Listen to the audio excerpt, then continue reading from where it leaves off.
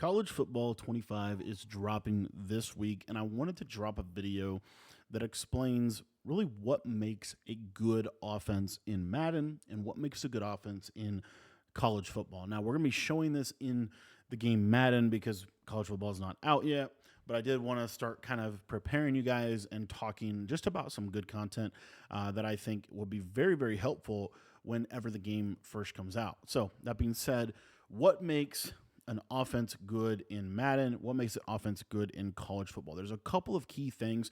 Real quick, we are a new channel over here, so I did want to ask for just a quick subscribe. We are going to be dropping college football 25 videos 3 times a day on this channel. We're going to be dropping an offensive video every single day, a defensive video every single day, and some type of gameplay analysis or film study every single day. So going to get you guys right on both sides of the ball as well as in the game.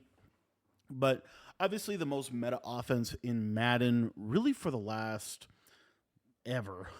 I really feel like this formation truly, the first time I saw it become the overwhelming meta was in Madden 12, and it was Gun Bunch, right? And Madden 13, it was still good. Madden 15, it was still good. And we really started to see it kind of become the overwhelming offensive meta in Madden 17, Madden 18, Madden 19, Madden 20. If you were a passer, you were probably in Bunch. Madden 21, the only other offense that was really ran at a high level was trips tied in. Madden 22, Madden 23. Last year was also tight slots. And then this year, of course, Madden 24, Bunch was the overwhelming meta. Okay. Why is this formation good? And what can it teach us about if we wanted to run something off meta? So a couple of things that make an offense good in Madden. Number one is the ability to pass protect. In Madden, in college football, no matter what, if you're playing a video game, you need the ability to be able to block whatever the meta blitz is. You have to have ability to counter that. And the reason why Bunch is so good year after year is it has the ability to block a running back or a tight end on any given play. Now, this year we did see the rise of the Bunch Strong Nasty. For really the second reason why I'm going to be talking about, what makes an offense good is a good run game or RPO game. This is something that is really, really important. It doesn't have to be a great run game. It doesn't have to be the best run game, but it has to be a solid run/RPO game. Most importantly, that can attack the entire line of scrimmage. So the cool part about this RPO read bubble here is it can attack the left side outside, it can attack the left middle, and it can attack the right side outside within one play, and it can get the ball to either the bubble, the back, or the quarterback on one play. So the ability to attack the entire line of scrimmage is why trips tight in has been so good for so many years as well, because it has a really good run game. Another thing that makes trips tight in really good is it has a lot of play action plays, and play action blocking, especially on next gen Madden, has been really good for countering a lot of the meta blitzes. So as you see, pass protection, run game, those are really important. Now, the next thing that's super important, and this is really, really key if you're trying to build a good offense, is unique and all caps effective routes. Unique and all caps effective routes. For example, Bunch Strong Nasty, one of the best formations in the game this year, it had this little kind of essentially delayed in route on this play dagger, one of the best plays in the game. Another example of a unique route would be double post. While you can create posts with Hot Route Master, and a lot of people are going to be having in college football and in Madden next year, they're going to have basically the ability. You're going to have the ability to create crossers and posts and deep in routes and custom route stems and all that. While that is all really helpful, double post is a unique post that you cannot hot route, and really important, it is an effective post that you cannot hot route, right? So you see how it kind of comes underneath, and you can throw it underneath a variety of deep blue zones. This is one of the many reasons that makes double post good. Now, double post is also really unique in the fact that it has not one, not two, not three, not four, but 5 unique routes really that can't be hot routed. This crosser to R1 is a different crosser than a slot apprentice crosser. You see the slot apprentice crosser it doesn't go as deep. The double post crosser goes deeper. The tight end is not just on a flat route, but he's on a flat wheel route. The running back is not just on an in route, but he's on a sharp cutting in route that beats man coverage. The solo receiver is not just on a solo receiver C route. He is on a sharp cutting C route that's going to get underneath of a lot of deep blue zones. So you see what I'm kind of saying? They're unique routes that cannot be hot routed. So this formation checks all the boxes. It can pass protect. You can block your running back and block your tight end. It has a good run game, right? We can run an inside zone split, and this inside zone split, we can juke back and actually use it to attack the left side of the line of scrimmage. We can run it strong side and attack the outside of the right side line of scrimmage. And then we can also run this play in the middle of the field as well. If we wanted to run it directly over the center, you see here, we can run it kind of directly over the center as well. So you can attack all 3 points of the line of scrimmage. So it has good pass protection, has unique and effective route combinations. And then this is also an important caveat. You want to have, in your formation, you want to have routes that can attack the entirety of the field. Okay, so for example here, let's say double post is our power play, and I talk about this a lot. You need within any offense you run, you really want to have a power, a counter, and constraint theory plays. So a power play is a play that you commit to. For example, double post. Then we need a counter play that's going to take advantage of the defense over pursuing to our power play. So if you think about double post, it attacks the middle of the field really well. One of the easiest ways to put a counter play in the offense is something that attacks the sidelines really well. So, for example, Z spot and go, curl flat corner, really good. And then we need some constraint theory plays. These are like blitz beaters, good smash return. Verts halfback unders are great constraint play. It could be a power play, right? But we have all these really good plays here. And then we also have read option. As you see, I was talking a little bit about the run game earlier. We have a cross screen in here. We have the inside zone. But let me kind of show what I'm talking about. So you see how we have routes here that essentially are all going to the left side. Obviously, you have your running back underneath, and then you have your tight end flat. But we don't have anything that's really attacking the right side, sideline, high-low read. We don't really have that over there. So what we can do is we can go to a play like curl flat, and we can run the double corner concept, right? The double corner with a pass pro. This is super, super good because now we're able to threaten the other side of the field really with the same look and out of the same formation, right? So super important. It has routes, but not only has routes, it has routes that can attack the entirety of the field. For example, let's say our opponent runs cover 2. This play right here is going to be really good for that double Mabel 30-yard cloud flat type of defense because, as you see, get that deep corner route. And in college football, you are going to be able to create corner routes, but not all corner routes are going to run at the same angle, which is a super important point. Again, back to the crosser. I think one of the routes that you're going to want to look for next year, because I don't think you're going to be able to hot route this, is actually the slot apprentice, what is now known as the slot apprentice post, these sharp cutting post routes. These are going to be good because what you're going to be able to do next year is you're going to have a post that looks more like this wide trail. So notice how this wide trail post is going to cut more upfield and vertically. What we really want is a slot apprentice post that's going to cut sharply across the middle of the field and is still going to get over the top of those yellow zones, as you can see. So again, whenever you're building an offense, you want to find unique and effective routes and create route combinations that can attack the entire field. So double post attacks the middle really well, right? Verticals, I could create verticals in a way that's going to attack the left side of the screen very, very well. I can call curl flat in a way that's going to attack the right side of the screen really, really well. I can call verticals in a way that's going to attack the middle very well. And then I have smash return that's going to beat a lot of different blitzes. So you see, within this one formation from the same exact look, I have 5, 6, 7 plays that all go in different directions, and we haven't even gotten into the run game yet. Now, the last little component that really takes an offense to the next level, whether it be in Madden or college football, is going to be one-play touchdowns. Now, double post happens to have a one-play touchdown, right? We're going to use this C route or comeback route to pull down this outside quarter zone. And what you're going to see is that this post runs so good and oftentimes can get a big play against it. Now, the C route actually works a little better than the comeback route. So let me show you that again. And it's going to be a little better if we're pressed up.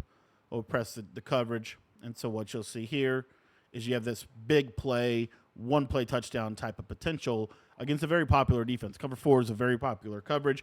You really are looking for a one play touchdown formula against cover 3, cover 4, cover 2. So it might be different, but like my cover 3 and my cover 4 one play touchdown formula is very similar. As you see right here, really the same exact setup is going to bomb both coverages, or at least give us a big play potential, give us a threat of a big play. But then let's say they go to double flatting or double Mabel, maybe more of a cover 2 base coverage.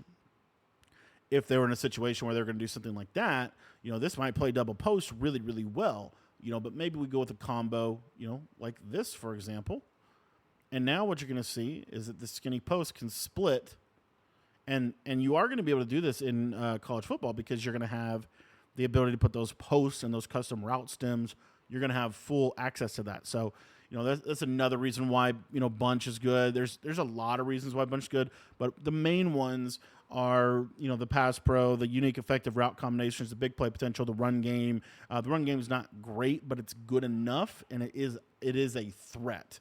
That is super important. It is a threat, and you can attack the entirety of the line of scrimmage with it, right? The other thing, and the one last thing that I did want to just kind of touch on here, and this is a little bit more of a trips tight end thing, but we can show this from bunch, and I'll talk about, we'll look at other formations real quick too. The alignment of bunch is another thing that makes it good. So it's a very balanced formation, and you can motion out this receiver and turn this into a more spread out trip style formation, or you can leave him in compression. And so what bunch does is it balances a spread set and a compression set. On the left side, you have kind of a spread set where you can run spread combos. On the right side, you have a compression set where you can run compression route combos, which is super, super helpful. So you could do something like this. You could run something like this, right? There's a lot of different ways in which we can create flood concepts and high-low reads due to just the alignment of the formation, right? If we were to go out of here and go into just kind of some random plays, you're going to notice that not all alignments are created equal. For example, this flanker close. This is a spread set on one side and it's a compression set on the other side, but the combos we can create are not the same. For example, if we were to run a corner route, this corner route on the left side is not as effective as a lot of those bunch corner routes given the same, type of deal. What you might want to do with this formation, for example, is you might want to run that tight set to the short side, the wide set to the wide side. So you see this is going to kind of maximize your spacing out of this, and then you can run combos like this, and this is pretty effective. And the reason why is, again, we're taking a look at that formation. We're saying, how can we really create alignment advantages? It's going to be big in college football because the hash marks are so much bigger of a factor in college football. So how can we do that? And sometimes you can do that with motion. Not all formations can do this, but sometimes you can do that with just different motion setups. So you can do something like this. And now you have kind of that 3-level flow. But notice that corner route on the left. Notice he takes a really long time to run his route. He gets open, but it takes a really, really long time to do so. Whereas when we're in compress set here to the right side, watch how fast this corner is going to get open. He's going to run his route, and he gets open so much faster just because he's running from a compression set. A lot of the bumping stuff is mitigated that way. And also there's more space for him to work that outside game, right? Here there's a little bit more space for him to work the inside game, which is true, but that doesn't necessarily, it's a cost benefit analysis, but see how slow this guy's getting all the way across the field. Whereas if they're in compressed, they're going to get across the field faster. And you'll see right here, like with this X receiver, he's going to get across the field.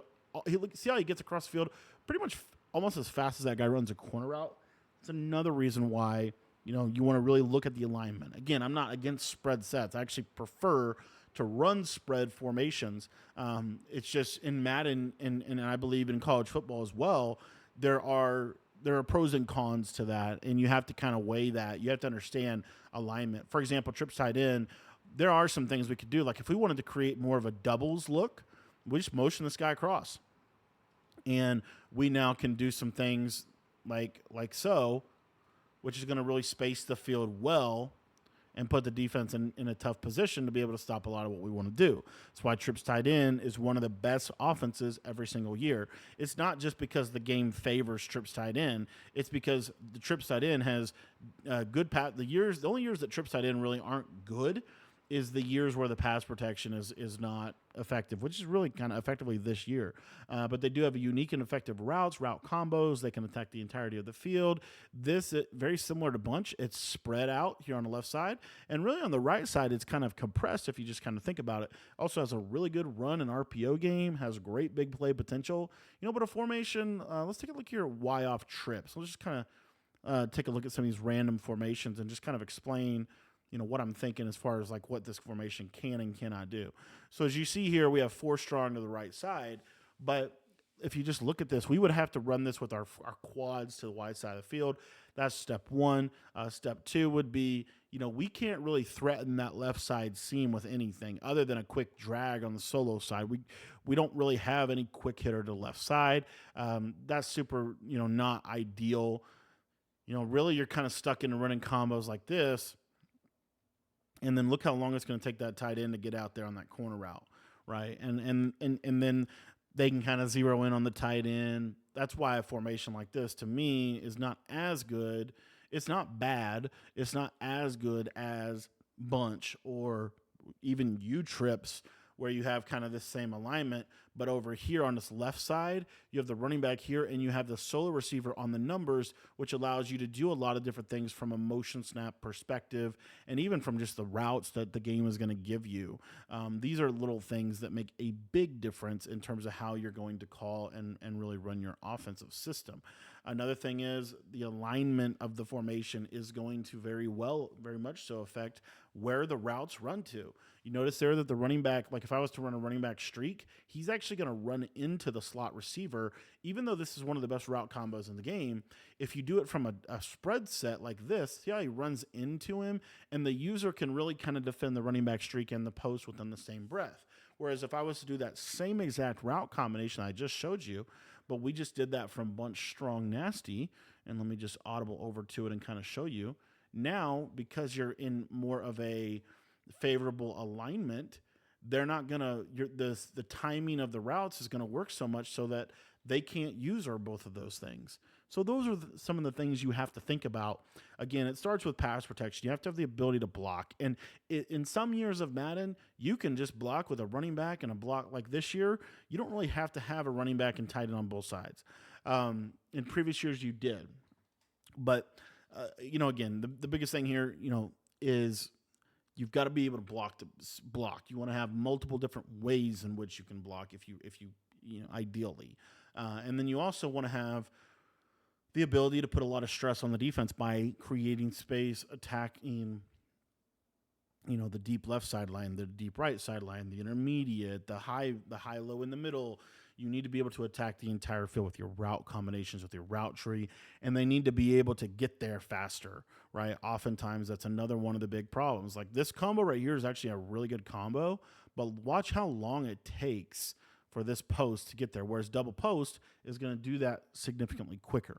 So even though I'm someone that would personally just prefer to be able to leverage the spacing here of this formation, I've just found that in Madden, if you're not running, very specific type of spread plays, it's hard to leverage, some good spacing. So you need good route spacing, of course. You need to draw the plays up where they have good route spacing. We talked about that in other videos, but when you have 4 receivers over here to the right side, it just allows like the user to kind of sit over here, and you have a very limited in terms of what you can do on the left side. Like if I throw a C route here, there's nothing I can do to get him open. So I can't really, again, this is what I'm trying to get at, but like due to the formation's alignment, I can't really threaten the left side of the field, right? I would have to do it like this, which is really, it's going to take forever for it to occur. It really need to be like something more like this. And this is just kind of it works, but you're going to have a lot of time. And you see what I'm saying? So it's just kind of cloudy. Whereas if you're in a good formation, it doesn't have to be bunch either. I do think compression generally is the way to go, but you can do this from. Let me show you what I'm talking about here. I'm gonna give you a good, what I would consider a good formation. Even something like this. Let me see if I can find it. I don't know if I have it here. They might not have it in this formation or in this book. I mean, even this wild trips, pats, or trips week, you have this post route that's kind of unique. You have the counter, which is unique. So I'm saying I'm looking for those unique plays. What makes a formation, kind of tick? Tray open. There's some things you can do out of that, but in general, tray open is not going to be as good because you can't block your tight end. And if you can't block your tight end, you're limited in what you can do to kind of get stuff open, right? But I think the best formation is probably this tight Y off. So let me show you that. So as you can see here, we have the tight Y off here. So we have a running back on one side. We have a tight end on the other side. So that kind of checks that box. With motion, we can do a lot of things. So like, for example, if we wanted to create, let's say we wanted to, kind of create a bunch strong type of look here, we certainly could do something like this. And now we have really good spacing with these combos. And now we're able to kind of throw something like that. It's not just that play, but also we can throw corner routes. We can throw post routes. Let me show you what I'm talking about. It's like if I want to run streak corner flat, right? This is a really good combo. And you can do it from this formation, and it's got good spacing, and they run the routes on time, and you're able to threaten that left side. So now what if I want to threaten the right side? Well, I go tight end corner, got a little bit of a short corner, so it's going to be a little better, and it's going to do better to the wide side of the field. So you see that tight end's going to run, and he's going to get over the top of that. And you see how we're able to, within the same exact look, we're able to threaten the left side, we're able to threaten the right side. And then let's say we wanted to do something like this. This is kind of going to really do a good job of high-low in the middle with this return route and the tight end, or the tight end return route, the zig, on the same side.